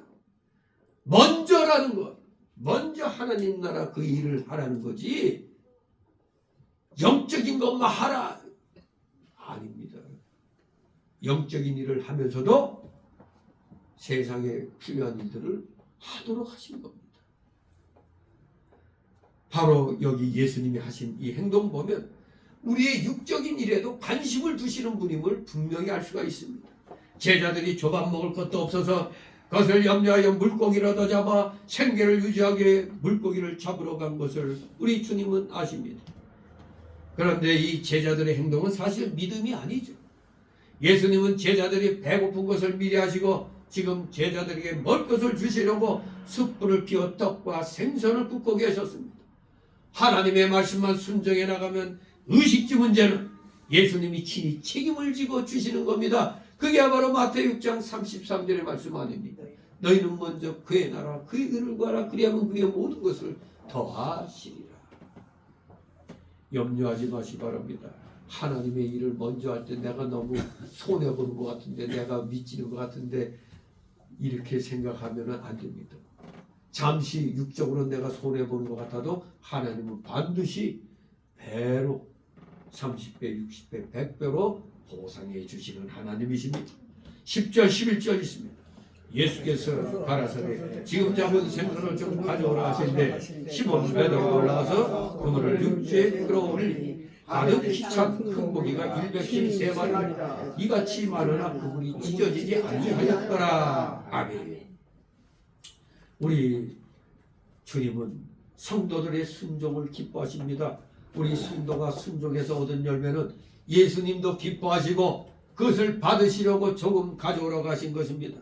성도가 지킨 신앙의 믿음 지킨 신앙의 열매는 그 성도에게 기쁨이 되고 우리 주님도 기뻐 받으시는 겁니다. 우리가 신앙생활 잘하면서 세상에서 일하여 열매 맺은 것들 우리 하나님이 기쁘게 받으시는 거예요. 그런데 세상에 나가서 노름하면서 번 돈 가지고 감사헌금하고 11조 바치고 하면 기뻐하지 않습니다. 도둑질한 걸 가지고 12조 낸다. 그거는 하나님을 모독하는 겁니다. 열심히 말씀 안에서 주의 영광을 드러내는 삶을 살면서 열매를 맺으라고 그랬지. 사기치고 도둑질하고 거짓말해가지고 벌어서라도 바쳐라 하지 않으셨습니다. 진리 안에서 성령 안에서 올바른 믿음의 사람으로서의 생활을 한 결과를 원하시는 거지. 이 잘못된 물질을 하나님이 바치라는 거 아닙니다. 자, 여기 11절 보니까 잡은 물고기가 몇 마리라고? 113마리. 예, 그것도 큰 고기가 큰 고기가 153마리. 사실 153마리에 무슨 어떤 뜻이 있다기보다는 이 큰 물고기가 153마리나 이 그물에 갇히게 되면 그걸 들어올릴 때 무거워서 그 그물이 찢어지게 돼 있다고 합니다. 그런데 이 그물이 찢어지지 않았다는 것은 하나님이 특별히 보호해준 증거가 되는 겁니다. 그것은 단지 하나님께서 많이 주시는 하나님, 풍성하게 해주시는 하나님이심을 증거하는 겁니다. 말씀에 순종하는 자에게는 어떻게 주신다? 풍성하게 주신다. 그것을 증거하는 겁니다. 우리 하나님의 능력은 무한하십니다. 하고자 하시는 일을 무엇이든지 하실 수 있습니다. 그러므로 하나님을 믿고 섬기는 자들은 세상의 일을 아무것도 염려하지 말고 또 불확실한 미래도 두려워하지 않습니다. 하나님께서 다 하시고 모든 일을 합력하여 가장 좋은 방향으로 이끄실 것이 확실하기 때문에 우리 하나님의 백성은 그저 하나님만 의지하고 하나님의 뜻대로 살기만 힘쓰면 되는 겁니다. 믿음 떠나서 세상 것 구하고 물질을 첫째로 삼을 때는 뭐가 되는 것 같아도 하나님의 보호가 떠납니다. 그래서 구멍 뚫어진 전대가 되는 겁니다. 하나님의 말씀을 순종하며 회개하고 돌아올 때는 하나님의 능력의 보호가 그 사람에게 있는 겁니다. 뭔가 실패할 것 같은데도 성공하게 만들어 주십니다. 우리에게 무엇이나 다 잘된 것이 있다고 하면 그것은 어디까지나 하나님의 은혜이고 하나님의 보호로서 된 것임을 믿으시기 바랍니다. 하나님의 보호가 떠나면 아무것도 되는 법이 없는 겁니다. 다 같이 12절. 예수께서 가라사대 와서 저만을 먹으라 하시니 제자들이 주신 줄 아는 거로 당신이 누구냐 감히 묻는 자가 없더라. 아멘. 예수님이 제자들의 시장한 것을 아시고 미리 먹을 것을 준비해 주셨습니다. 예수는 육신 문제뿐만 아니라 이렇게 영적인 문제까지도 해결해 주시는 겁니다. 그래야 이들의 심령의 눈이 밝아지고 영적인 셈을 얻고 용기를 얻어 예수님 앞에 나가게 된 겁니다.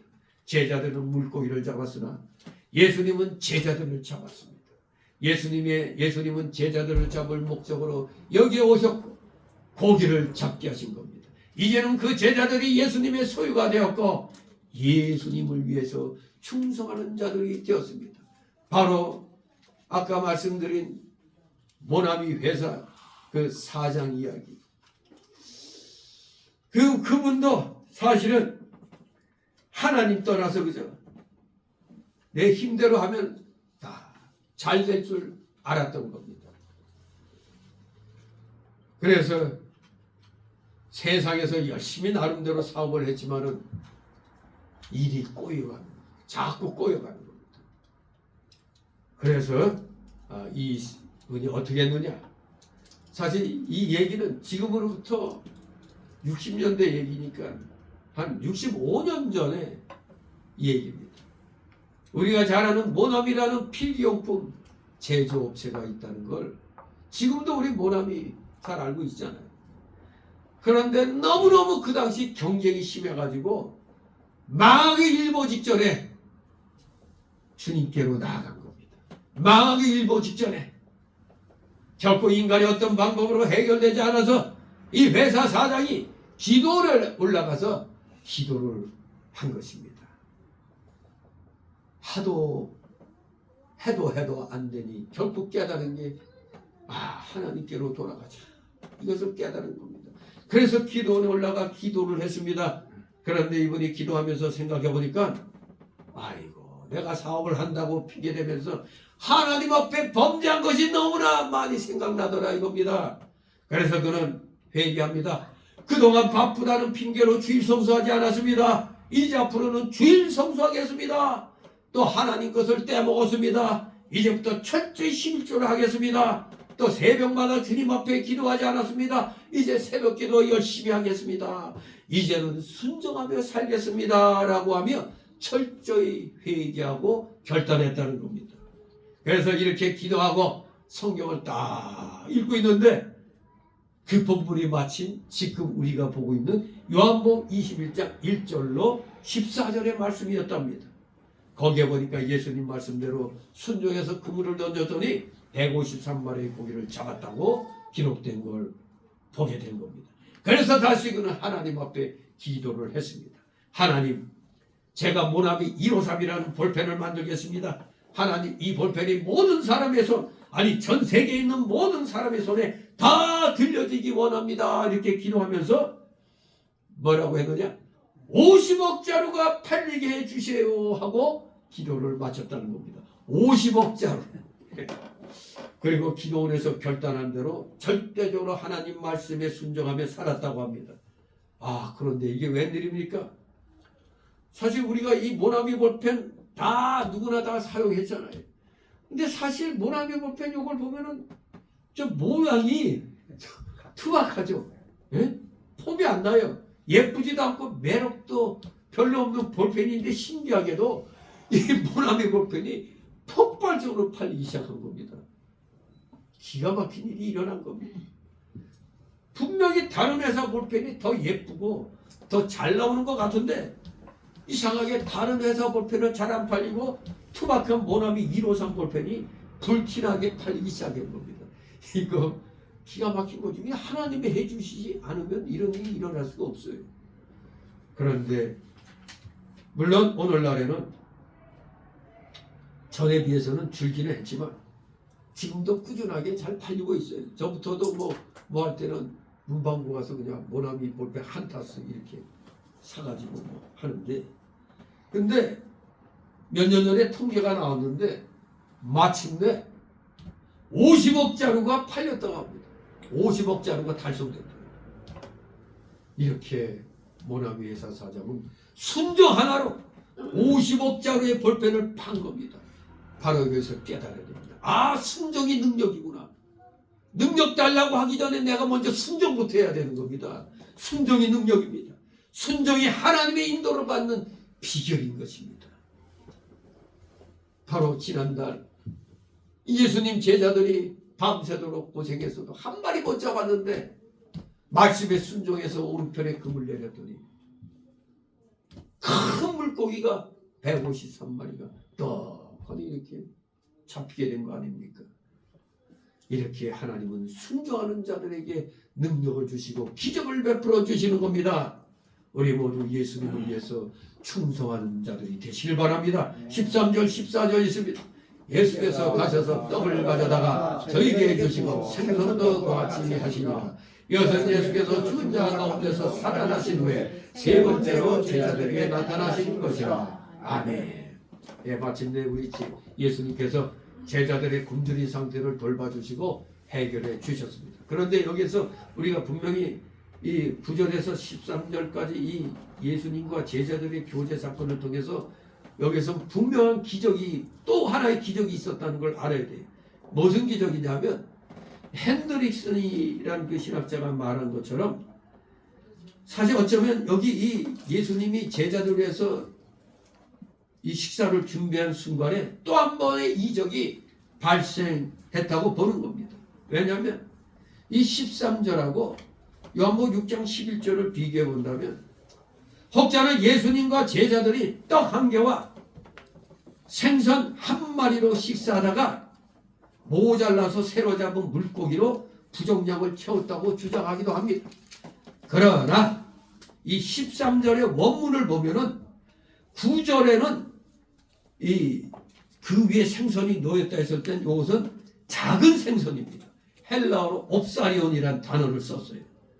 이 9절에 작은 생선을 먹었다는 기록만 있는 겁니다. 이 13절에도 생선, 9절의 생선과 13절의 생선은 작은 생선을 말합니다. 옵사리온. 그러나 11절의 큰 물고기 익티스, 이 큰 물고기를 먹었다는 언급이 없습니다. 그러므로 새로운 이적의 가능성을 무시할 수가 없습니다. 이 식사 자리에서도 이적의 역사가 일어났다고 우리는 원문을 보면 분명히 알 수가 있는 겁니다. 그러므로 새로운 이적의 가능성을 무시해서는 안 됩니다만, 아무튼 이 요한복음의 저자의 관심은 무엇보다도 예수님과 제자들 사이의 친교에 집중되어 있음을 우리가 알아야 됩니다. 그러면서도 여기에 또 하나의 기적이, 오병이의 기적 같은 기적이 여기에 있었다는 걸 원문을 통해서 알 수가 있는 겁니다. 작은 생선으로 큰 생선을 먹은 기록이 없는 겁니다. 분명히 9절도 10절도 작은 생선을 가리키니 여 식사 자리에서 또 하나의 기적이, 오병이의 기적 같은 기적이 일어났다는 걸 우리가 생각해 볼 수가 있는 겁니다. 이렇게 우리 주님은 제자들의 굶주린 상태를 돌봐주시고 해결해 주시는 겁니다. 자, 여기 21절에 보면 세 번째로 제자들에게 죽은 자 가운데서 살아나신 후에 세 번째로 나타나신 것이라고 기록하고 있죠. 그럼 첫 번째는 언제? 요한복음 20장 19절 이하에 기록되어 있고, 두 번째는 요한복음 20장 26절 이하에 나타났습니다. 11 제자들 외에 나타나십니다. 예수님이 부활 후 사실 토탈 12번 나타나셨습니다. 처음에는 막달라 마리아에게, 두 번째는 다른 부인들에게, 세 번째는 엠마오로 가는 두 제자에게, 네 번째는 베드로에게, 다섯 번째는 10 제자에게, 여섯 번째는 11 제자에게, 일곱 번째는 7 제자에게, 여덟 번째는 11 제자에게, 아홉 번째는 500여 형제에게, 열 번째는 야고보에게, 11번째는 승천할 때 감난산에서 제자들에게, 마지막 12번째는 사도 바울에게 다메섹 도상에서 나타나신 겁니다. 이것은 제자들에게 오늘 여기는 세 번째 나타나신 일이었습니다. 여기에는 나름대로 그 영적인 의미가 있어 보입니다. 고기잡이는 베드로와 세베대 아들들이 이전에 했던 세상 일이었습니다. 그것은 그들의 옛 생활이었고 옛 직업이었습니다. 우리 예수님께서는 그 어부들을 불러서 전도자로 삼으셨던 겁니다. 그때 그들은 즉시 순종하여 배와 그물을 버려두고 주님을 따라섰다고 마태사 4장 19절 20절에 기록하고 있습니다. 또 15절 이하에 나오는 대로 아침 식사 후 예수님께서는 베드로에게 전도의 사명을 일깨웠습니다. 요한의 아들 시몬아, 네가 이 사람들보다 나를 더 사랑하느냐? 세 번씩이나 베드로에게 질문을 하셨었죠. 전도의 사명을 일깨워주기 위해서였습니다. 전도는 고기잡이보다 더 큰 일, 더 중요한 일이었습니다. 그것은 하나님의 일이기 때문입니다. 그들은 그 전도의 일에, 영혼구원의 일에 전심전력을 기울여야 됩니다. 하나님께서 그들로 하여금 더 큰 일을 하도록 하시기 위해서 그날 밤 아무것도 잡지 못하게 하신 겁니다. 왜? 그들로 하여금 주님께서 주신 사명, 즉 전도의 일을 기억하게 하시기 위함이었다, 이겁니다. 전도의 일, 너희에겐 지금 중요한 것은 영혼구원의 전도의 일이다. 그것을 깨우쳐 주시기 위해서, 일깨워 주시기 위해서 그날 밤 전문가들의 솜씨를 다 막아버린 것이었습니다. 하지만 동시에 주님께서는 그들에게 말씀하심으로 많은 고기가 잡히게 하셨습니다. 그것은 전능하신 하나님이 아니고서는 할 수 없는 일이었습니다. 오직 그것은 하나님의 능력으로만 가능한 일이었습니다. 하나님은 전지전능하십니다. 하나님께서는 이스라엘 백성 장정만 해도 60마리며 여자들과 아이들을 합하면 좋기 200만 명이나 되었을 그들을 출애굽기에서 보면 광야 생활 40년 동안 먹이셨던 것입니다. 200만이 되는 그 인구를 먹이셨어요. 그는 그렇게 하실 능력이 충분히 있으신 분이십니다. 그 하나님께서 제자들과 함께 하시면 그들은 이 세상에서 궁핍하지 않을 것입니다. 또 그 하나님께서 그들과 함께 하시면 그들은 전도자의 사명도 잘 감당할 수 있을 것입니다. 그들의 힘만으로는 한 명도 구원할 수 없으나 하나님께서 역사하시면 많은 영혼들을 구원할 수가 있을 것입니다. 오늘 본문을 정리해 봅니다. 결론적으로 첫 번째로 오늘 본문은 예수 그리스도의 부활에 대한 또 한 번의 확증입니다. 부활에 대한 또 한 번의 확증 사건. 부활하신 주님께서는 세 번째 제자들에게 나타나셨습니다. 티베리아 바다에서 나타나셨습니다. 본문 2절에 언급된 7명의 제자들은 바로 이 사건에 대한 증인들입니다. 그들은 부활하신 주님과 함께 그 아침에 신기한 아침 식사를 나누었습니다. 작은 생선 가지고 7 제자들과 예수님이 식사를 했다는 것. 요만한 거 가지고 7명이 어떻게 먹어요? 두 번째로 오늘 본문은 하나님께서 제자들의 먹을 것에 대해서도 관심을 가지심을 증거합니다. 바로 여러분들의 삶의 육신적인 삶도 하나님이 책임지신다는 걸 가르쳐 주는 겁니다. 주님께서는 제자들을 위해 숯불과 떡과 생선을 준비하셨습니다. 그 밤에 아무것도 잡지 못한 제자들이 큰 물고기를 153마리나 잡게 하셨습니다. 그는 그 아침 제자들과 함께 음식을 잡수셨습니다. 이렇게 주님은 우리의 영혼만 관심을 가지시지 않고 우리 육신의 필요에 대해서도 관심을 가지심을 증명합니다. 공중의 새를 먹이시고 들의 백합화를 입히시는 하나님께서는 우리에게 육신의 양식도 주십니다. 오직 우리는 하나님의 나라와 그의 의를 추구해야 합니다. 우리는 바른 믿음으로 살고 죄 짓지 말고 하나님만을 의지하며 하나님 뜻대로 순종하며 살아야 한다는 것을 가르쳐줍니다. 세 번째 마지막으로 증거하고 있는 것, 우리에게 영적인 암시를 주고 계시는 겁니다. 영적인 암시를 우리에게 주신다 이겁니다. 즉 하나님의 뜻은 그저 단순히 먹고 마시는 것이 아닙니다. 하나님의 뜻은 단순히 세상의 일이 아닙니다. 하나님의 뜻은 바로 택한 영혼들을 구원하는 일입니다. 즉 하나님의 뜻은 참된 교회를 세우는 일입니다. 그래서 모든 성도들은 그 일을 위해 힘써야 하는 겁니다. 우리 하나님이 세우신 이 교회를 우리가 오늘날은 굳건히 지켜야 되는 겁니다. 세워주셨으니까 우린 지켜야 되는 거 아닙니까? 특히 전도자로 부르심을 입은 자들은 세상으로 돌아가지 말고 하나님의 일을 위해서 전심전력을 기울여야 됩니다. 우리 주님께서는 제자들의 사명을 일깨우시기 위해서 그들이 그 밤에 아무도 잡지 못하게 하신 겁니다. 여러분들 하여금 주일날 주일 성수하도록 하신 것, 세상에 나가서 개인적인 이익을 위해서 일하지 말라는 겁니다. 개인적인 이득을 위해서 일하는 건 분명히 그거는 나중에 다 날아갑니다. 오늘은 주일이니까 오직 주일 성수해야 하나님이 이제 여러분의 그 육신적인 일도 지켜주시는 겁니다. 절대 영적인 일에 전심전력해야 됩니다.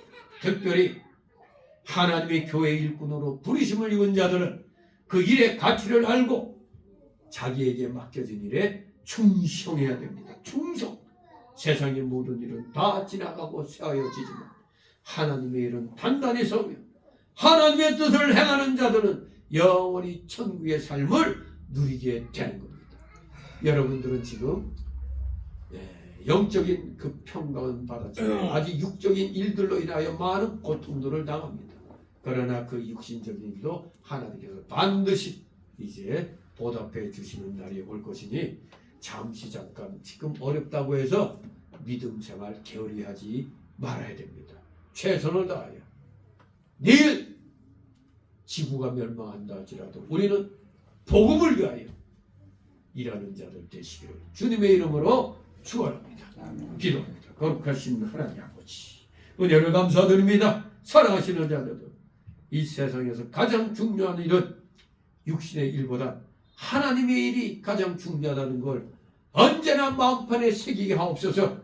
그렇게 되면 세상의 일은 하나님께서 풀어주신다는 걸 알고 우리가 잘못 깨달아서 나도 먹고 살아야지 하고 육신적인 일로 나가면 그 육신의 일 다 실패하게 된다는 걸 분명히 알고 먼저 하나님 나라와 그 의를 구하려고 노력하는 우리 모두 되게 하여 주시옵소서. 감사드리며 예수 그리스도의 이름으로 기도드리옵나이다. 아멘.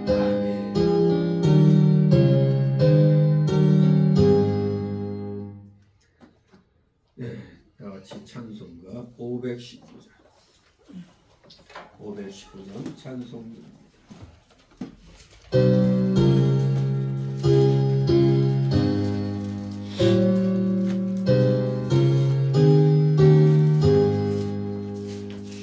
십자가를 질 수 있나 주가 모르네 저기까지 따르리 저들 내다봐요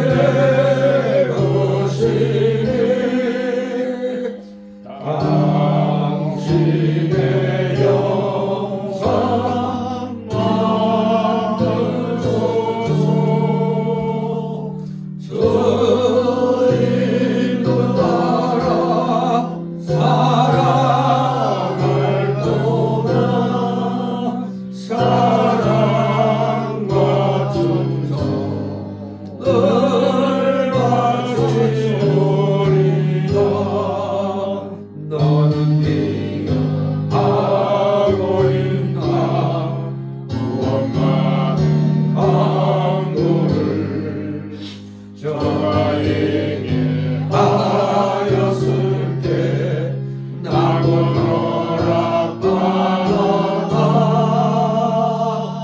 우리의 심령 주의 것이니 당신의 영상 만드소서 주의 여 따라 살아갈 동안 사랑과 충성 늘 바치오리다 주님의 은 맡기겠나 최우승 믿으며 걱정 근심 어려움을 너를 눌러 덮을 때 우리의 심령 주의 것이니 당신의 영상 만드소서 주님 것 따라 살아갈 동안 사랑과 충성 늘 하시오리다 이러했나 할 수 있나 주가 물어보실 때 용감한 옛날처럼 선뜻 대답하리라 우리의 심령 주의 것이니 당신의 영상 만드소서 주님 것 따라 살아갈 동안 사랑과 충성 늘 바치오리다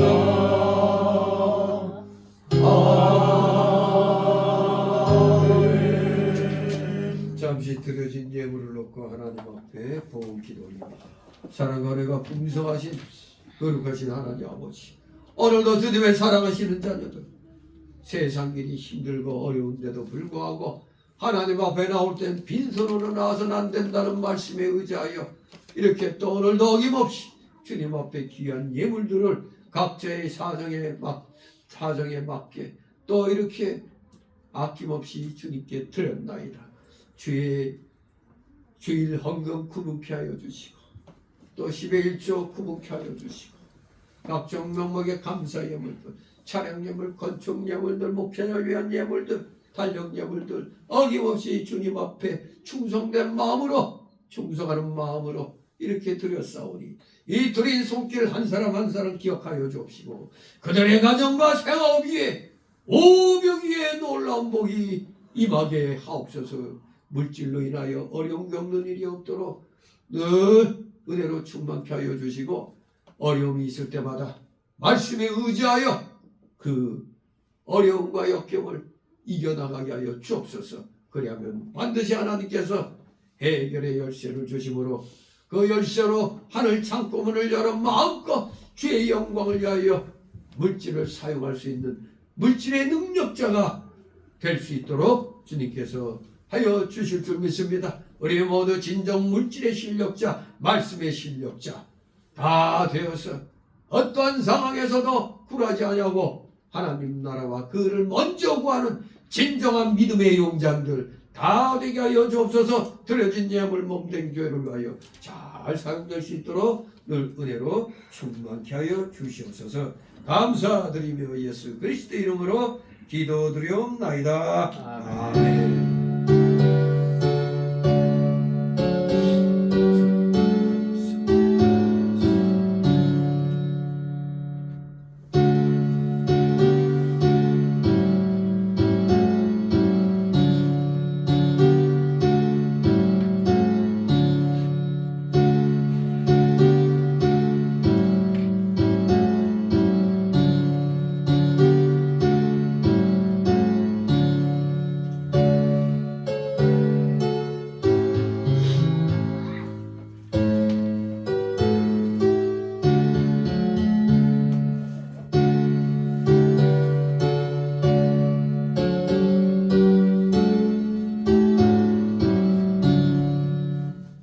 이 시간 새신자 소개 시간인데 등록된 카드 없습니다. 우리 서로들 가볍게 인사들 나누시 바랍니다. 네, 반갑습니다. 네. 네, 날씨도 추워지고 길도 미끄럽기 때문에 좀 모두 조심해서 다니셔야 되겠습니다. 자, 광고 말씀은 다 보신 대로 이제 첫 번째 12월달 첫 번째 주입니다. 이제 23일 정도 남았는데 남은 기간 잘 올해를 마무리 짓도록 최선을 다하시기를 기원합니다. 그리고 이제 남은 기간 특별 예배가 남아있죠. 주일 예배 빼고 수요일 금요일 빼고 특별 예배가 25일 성탄절 예배가 남아있죠. 예, 그리고 이 성탄절 예배는 우리가 주일 예배 드리는 것처럼 11시에 오전에 한 번 드립니다. 그리고 31일 날 자정에 송구영신 예배 드림으로 우리는 마치 묵은 해를 보내고 새해 2026년도를 맞이하는 그런 또 예배를 겸해서 우리가 드리게 되는 겁니다. 따로 무슨 새해 예배 드릴 것 없이 바로 송구영신 예배로 우리는 같이 하게 됩니다. 아무튼 남은 기간 최선을 다하여 하나님 앞에 자신의 믿음을 한번 나름대로 정리하시 바랍니다. 우리 다 같이 일어나셔서 찬송과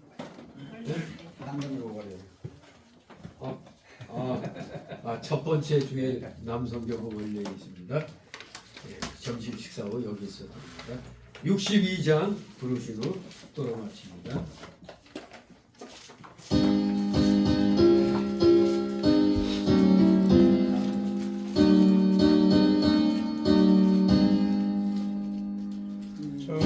이름으로 모였던 우리들이 헤어질 때에 언제나 함께 하시나 평안케 하소서.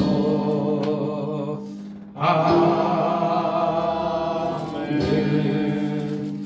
영원한 지옥 사막 형벌로부터 영생 복락의 무궁천국으로 우리를 꺼내어 주신 우리 구주 예수 그리스도의 크신 은혜와 하나님 아버지의 극진하신 사랑하심과 성령 하나님의 감동 감화 교통 충만 내주 역사하심이 여기 머리 숙인 모든 무리들 머리 위에와 각 가정 위에 하는 생업 위에 이 나라 이 민족 위에 이 나라 모든 올바른 교회들 위에 이제부터 영원토록 함께 있을지어다.